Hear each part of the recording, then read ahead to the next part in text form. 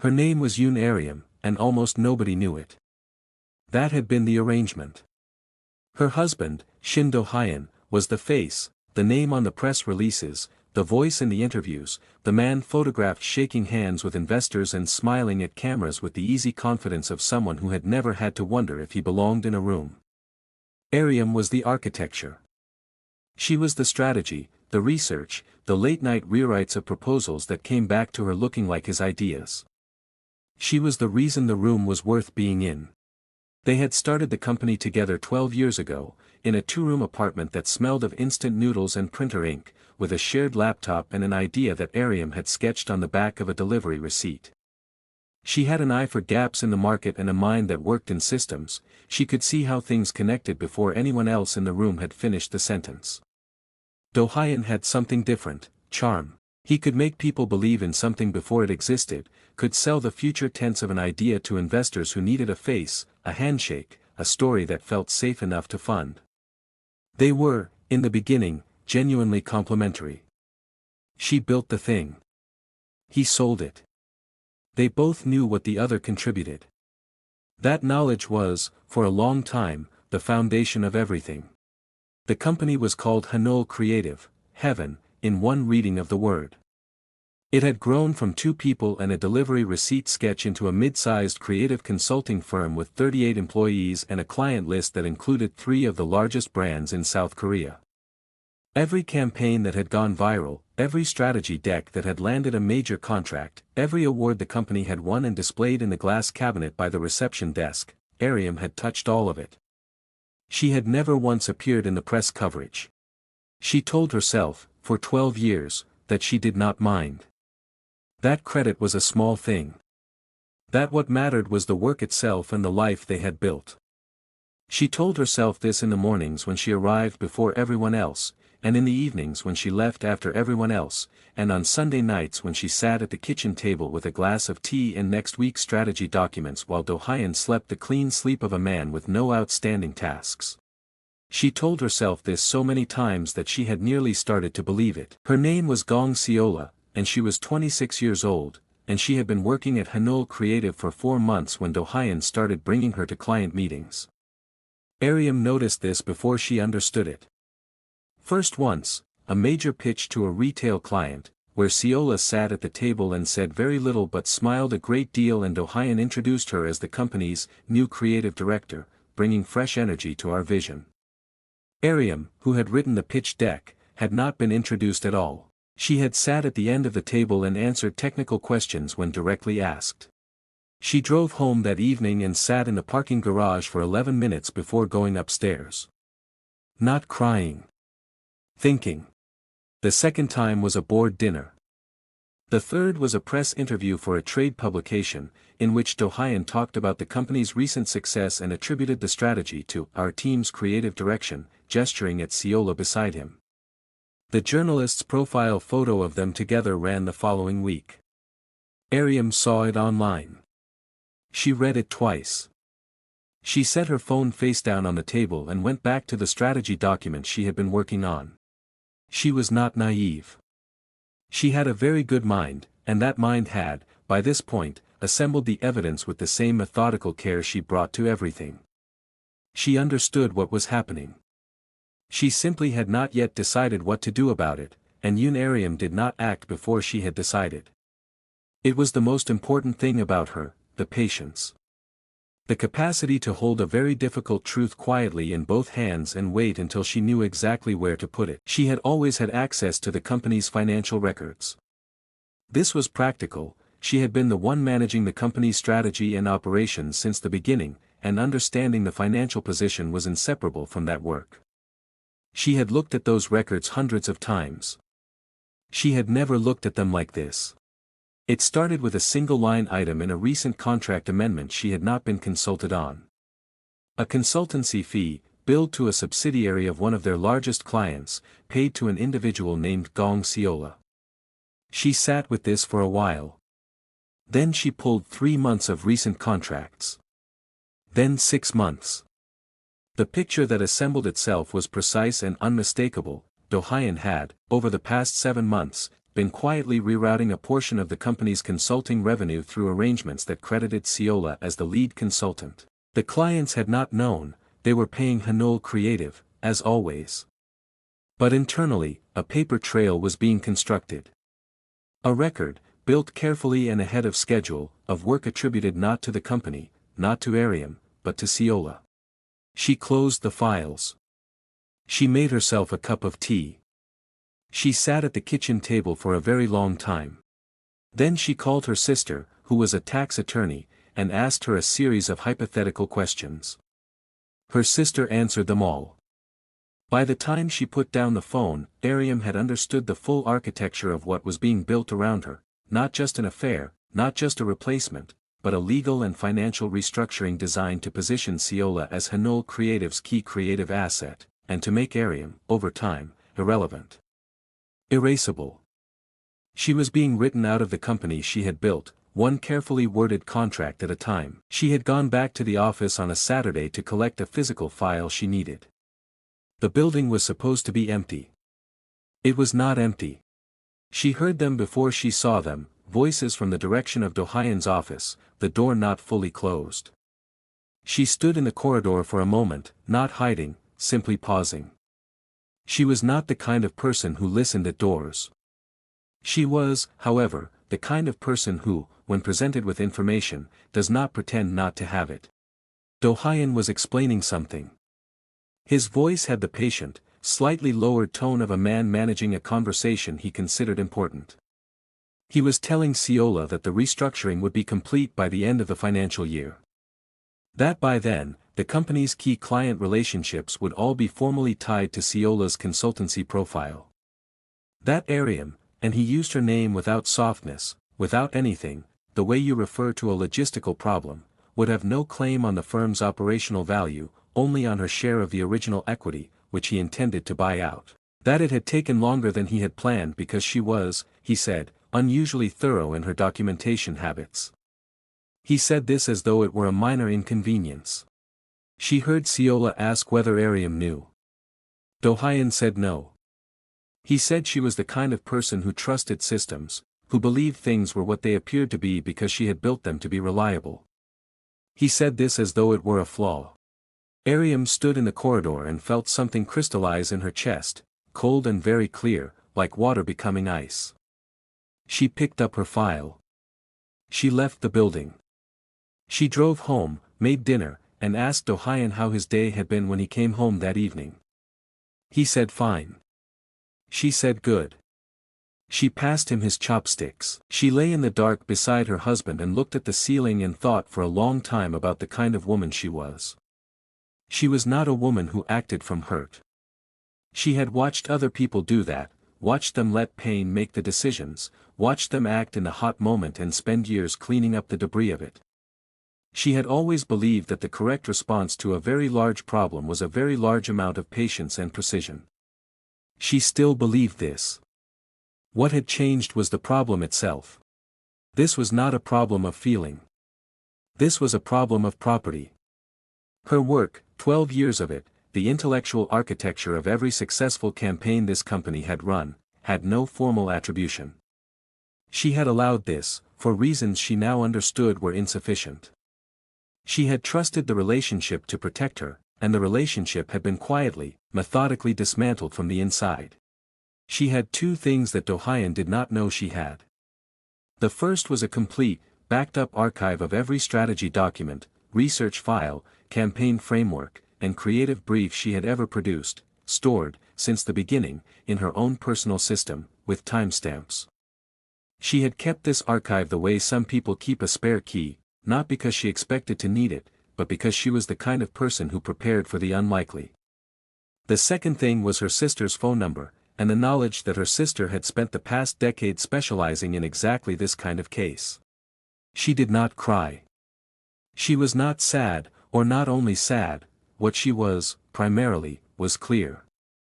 The clarity of someone who has spent 12 years being the most capable person in a room that gave all the credit to someone else, and who has finally, at 11:42 on a Saturday night, decided that this particular arrangement is over. She turned off the bedside lamp. She closed her eyes. She slept deeply and without interruption, which surprised her later, when she thought about it. She supposed it was because she had stopped carrying the weight of something she had been pretending not to know. It is remarkable how well you can sleep when you have finally decided to tell the truth. Her sister's name was Yoon Areum, and she was 3 years younger and considerably less patient and had been waiting, with increasing restlessness, for Areum to call her about this for approximately 4 months. When Areum called on a Sunday morning and said she needed to talk about the company, Sori said, "Finally." Then she drove over and sat at Areum's kitchen table and listened to everything without interrupting, which, for Sori, was an act of extraordinary discipline. She connected Areum with attorney Baek Jiho, a corporate and intellectual property lawyer whose specialty, Sori explained, was cases involving the misattribution of creative and strategic work in business partnerships. She had won 3 such cases in the past 2 years. She was concise, unimpressed by sentiment, and extraordinarily thorough. When Areum met her, she liked her immediately.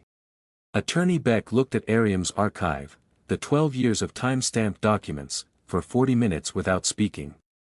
Then she said, "This is one of the most comprehensively documented cases of creative asset misappropriation I have encountered in 11 years of practice." She said it the way a doctor says a diagnosis, factually, without drama. Then she told Areum what they were going to do about it, and Areum listened carefully, and asked 3 clarifying questions, and left the office with a clear plan and the first unguarded sense of momentum she had felt in a very long time. The process took 11 weeks. Areum had to continue going to work every day.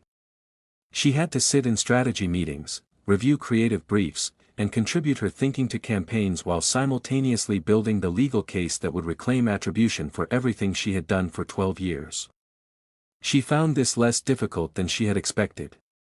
In fact, there was something clarifying about it, about knowing exactly what she was doing and why, about having a direction that was hers alone and completely invisible to everyone around her. She filed for intellectual property attribution on a Tuesday morning.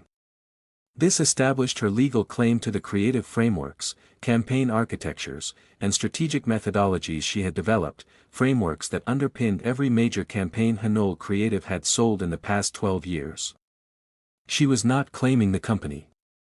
She was claiming the work. The work was, by the standards of IP law, clearly and provably hers.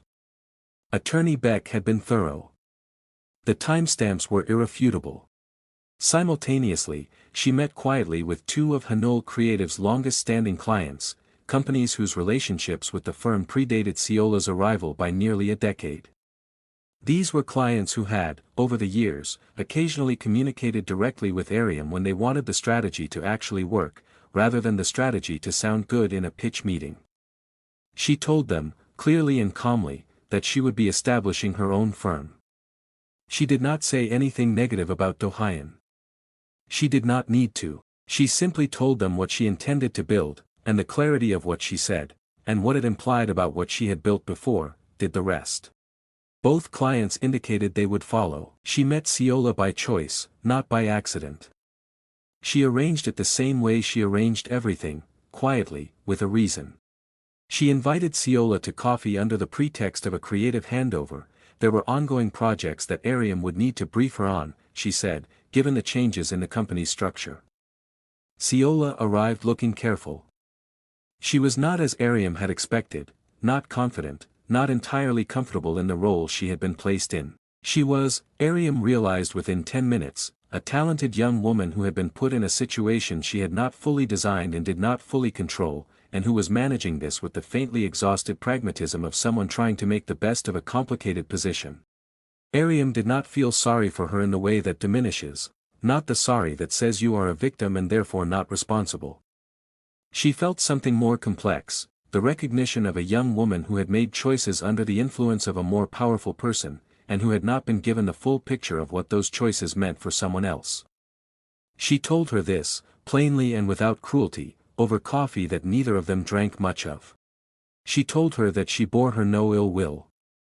She told her that what Do-hyun had built on her behalf was built on a foundation he did not own, and that the IP filings would make this clear, and that Seola should speak to her own lawyer before the restructuring was announced, advice that was both kind and tactical, because a Seola who was legally informed was a Seola who might, if asked by a court, be more forthcoming about the timeline of events than Do-hyun would prefer. She left Seola with her attorney's card. Not as a threat. As information. He came home later than usual on a Thursday. She heard him before she saw him, not the normal sounds of arrival, but something tighter, the sounds of a man who has received news and is not sure what to do with his body while he processes it. She was in the kitchen. She had made dinner. She set his plate on the table. He stood in the doorway and looked at her. She looked back. She waited. He said, "You filed." She said yes. He said, "The IP claim. The clients." She said yes to both. He said, and his voice was doing something she had heard it do perhaps twice in their marriage, something thin and not fully controlled, "Why didn't you say something?" She considered this question carefully, because it deserved a careful answer. She told him that she had said things. She had said them in the early years, when she had suggested that they formalize her contribution in the company's founding documents. He had said they didn't need to do that, they were a team. She had said them again 3 years later, when she had asked to be listed as co-founder on the company's award entries. He had said it would complicate the brand narrative. She had said nothing for the 9 years after that, because she had, she told him, decided to trust that the relationship would protect what the paperwork hadn't. She said this without anger. It was simply the history. He sat down at the kitchen table. He did not touch his food.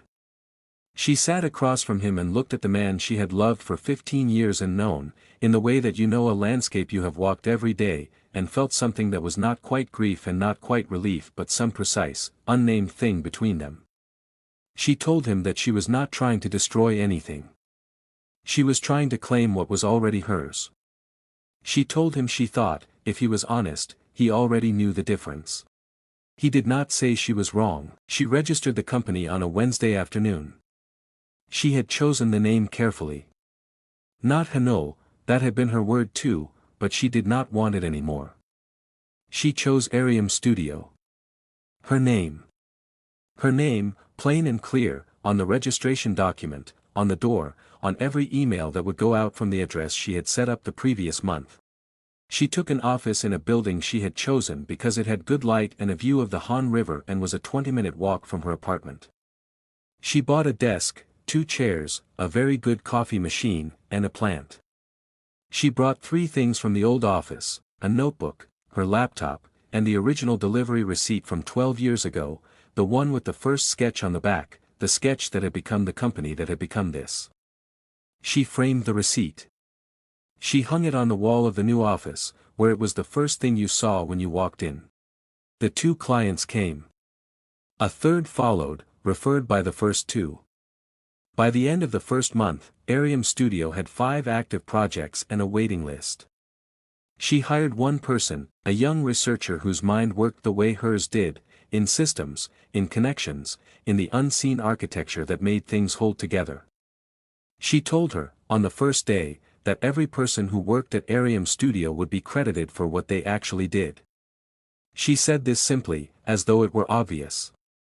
Because it was. The Korea Creative Industry Awards were held every year in March, in a hotel ballroom with low lighting and expensive table arrangements and the particular atmosphere of people performing confidence at each other. Areum had attended 12 of these events as the unnamed presence beside Do-hyun. She attended the 13th as herself. She had been nominated.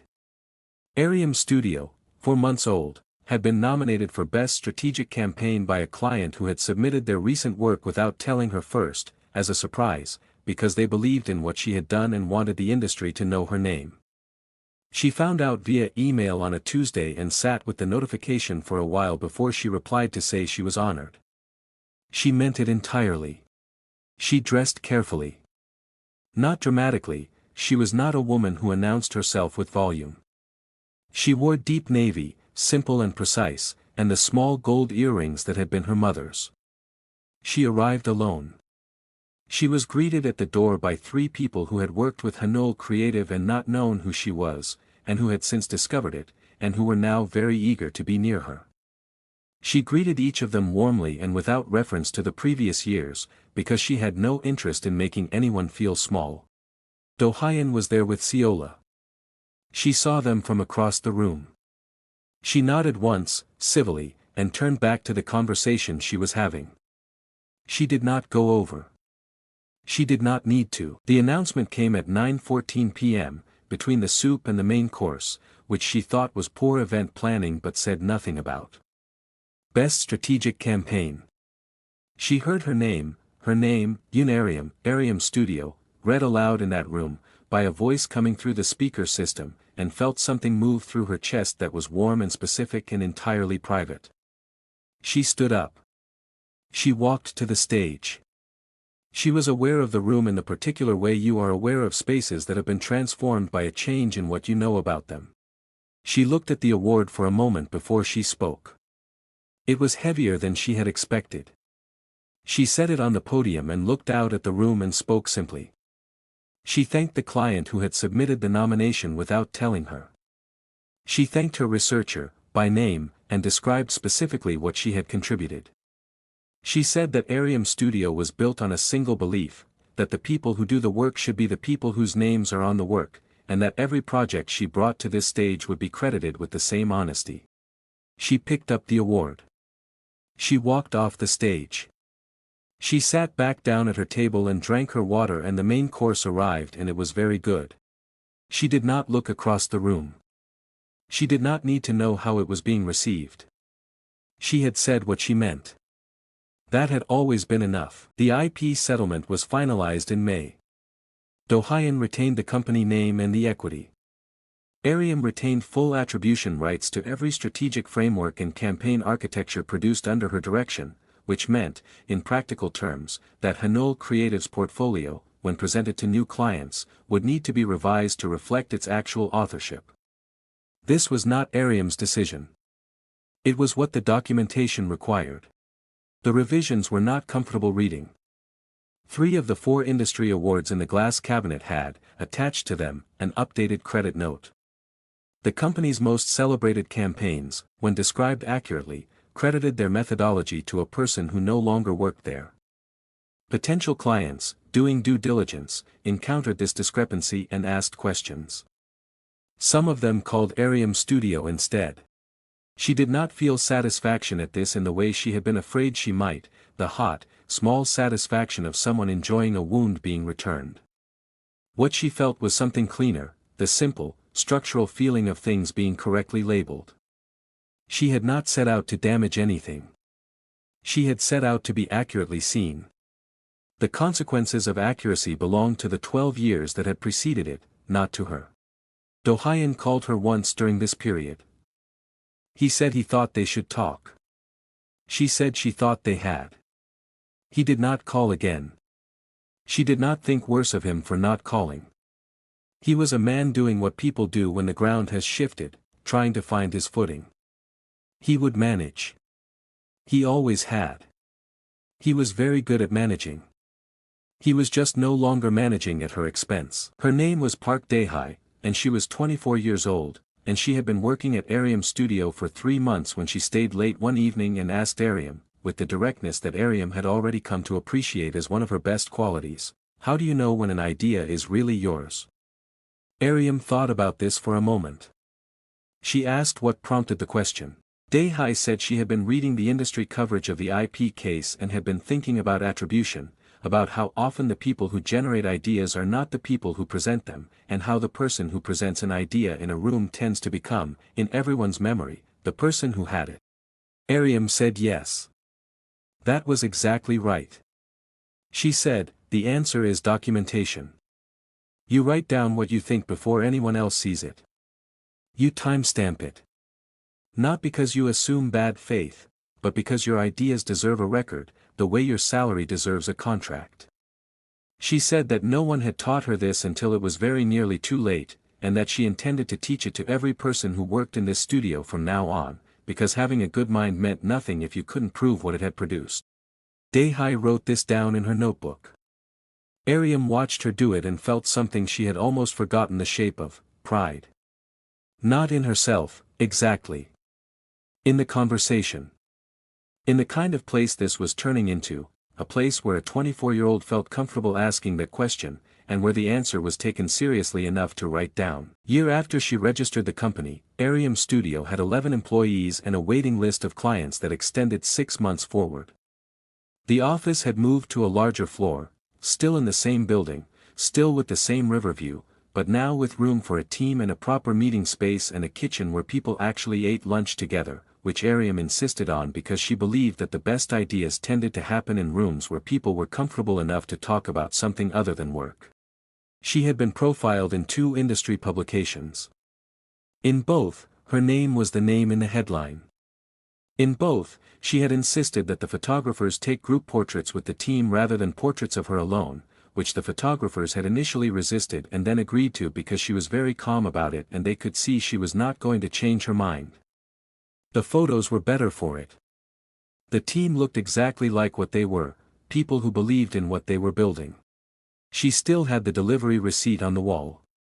She still thought of it sometimes, of the 2 people who had started from that sketch, and what they had understood about each other correctly, and what they had not, and whether the outcome of all of it was what either of them had imagined. She did not think it was. She also did not think it was worse. It was simply, finally, true. She had learned that true was harder than imagined and considerably more durable. She had dinner with her sister on the last Friday of every month. She took long walks along the Han River on Sunday mornings. She had learned, slowly and with some deliberate effort, to sleep through the entire night without waking to think about work, not because the work mattered less, but because she had stopped carrying it alone, and the weight distributed across 11 people weighed very differently than it had across one. On a Thursday evening in late spring, she was the last to leave the studio. She turned off the lights one by one, the way she had always done. This had not changed, this particular habit of hers, the checking of lights. She stood at the door for a moment and looked back at the dark room and saw it for what it was, hers. Properly, irrevocably, on every piece of paper that mattered and in every conversation that counted. Hers. She locked the door. She walked to the river. She stood there for a while in the warm spring dark, listening to the water, and felt the specific, quiet satisfaction of a woman who built something and then, having lost it, built it again, better, this time, and under her own name. Then she went home. She had an early start in the morning. She always did, and she had never minded that, and she still did not mind. She simply did not do it for free anymore,